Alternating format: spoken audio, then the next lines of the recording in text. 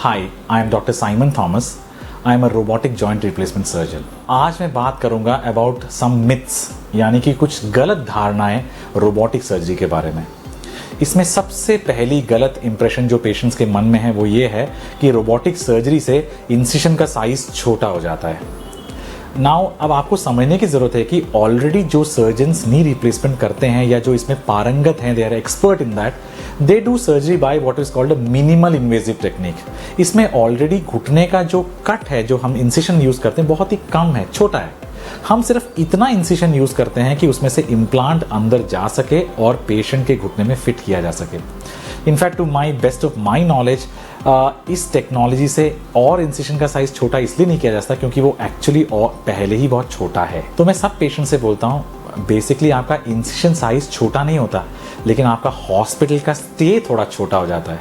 अब मैं बताऊंगा उसका कारण क्या है। उसका कारण यह है कि रोबोटिक सर्जरी में रोबोट से हमें पहले से आइडिया लग जाता है कि आपका नी बिहेव कैसा कर रहा है, और ऑपरेशन के बाद, ऑपरेशन के दौरान ऐसा क्या किया जाए कि उसका बिहेवियर पोस्ट ऑपरेटिवली अच्छा रहे।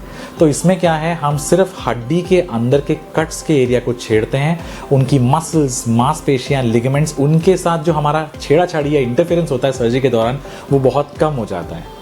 So my message to you is very clear. The incision remains the same or maybe a tad less, but not that much change from conventional surgery.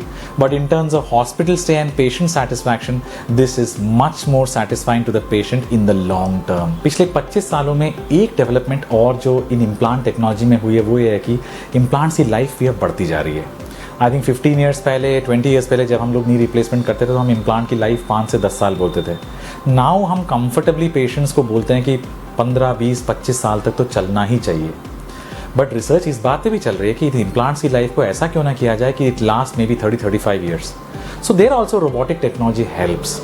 Technically it comes with a promise that these implants are in a little better alignment than what we were using till now, and it is a promise that they are making that with this technology the implants may last longer. Thank you so much.